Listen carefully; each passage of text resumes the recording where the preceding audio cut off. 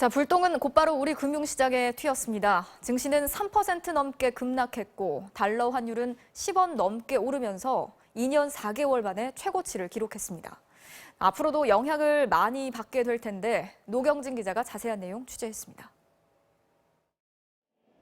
출발부터 위태롭던 코스피는 오후 들어 급속히 떨어지더니 어제보다 66포인트, 3% 넘게 빠졌습니다. 작년 10월 100포인트 가까이 빠졌던 검은 목요일 이후 가장 큰 폭의 하락입니다. 미중 무역 협상 타결이 어려워질 거란 전망에 외국인들이 주식들을 대거 팔아치웠습니다. 중국 상해 지수도 1.5%, 일본 니케이 지수는 1% 가까이 빠졌습니다. 원달러 환율은 어제보다 10원 넘게 급등해 1,180원을 목전에 뒀습니다. 2년 4개월 만에 최고치입니다.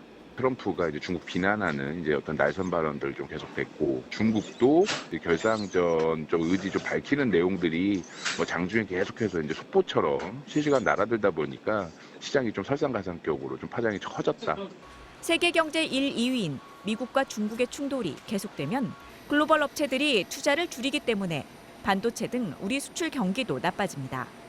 특히 트럼프의 관세 폭탄으로 중국의 대미 수출이 줄면 중국 제조업체의 기계와 부품 등을 파는 한국 기업들의 중국 수출도 연쇄적으로 타격을 받습니다. 1분기 마이너스 성장에도 불구하고 하반기로 갈수록 경제가 나아질 거라던 정부의 전망과 달리 2% 중반대 성장이 더 힘들어질 수 있습니다.